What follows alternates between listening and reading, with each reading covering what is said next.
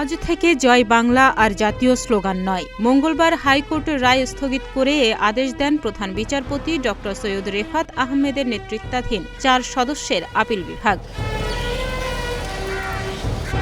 এর আগে সোমবার জাতীয় স্লোগান হিসেবে জয় বাংলা স্থগিত চেয়ে করা আবেদনের শুনানি হবার কথা ছিল। ওই দিন সকালে আপিল বিভাগের জ্যেষ্ঠ বিচারপতি আশরাফুল ইসলামের নেতৃত্বাধীন 3 সদস্যের আপিল বেঞ্চে শুনানি হওয়ার কথা থাকলেও অতিরিক্ত অ্যাটর্নি জেনারেল অনিক আর হক শুনানির জন্য দাঁড়ালে শুরুতেই আপিল বিভাগ বলেন এটি পূর্ণাঙ্গ বেঞ্চে শুনানি হওয়ার দরকার, সে কারণে এটি যখন ফুল কোর্ট বসবে তখনই শোনা যাবে।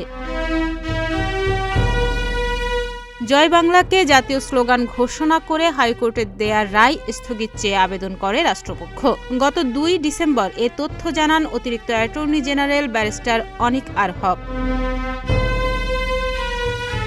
জয় বাংলাকে জাতীয় স্লোগান হিসেবে ঘোষণা চেয়ে করা এক রিটের চূড়ান্ত শুনানি শেষে 2020 সালের 10 মার্চ হাইকোর্ট ওই রায় দেন।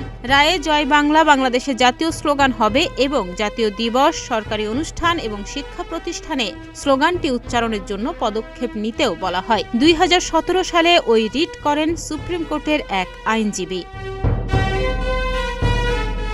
তাহনিয়া ইয়াসমিন, প্রতিদিনের বাংলাদেশ।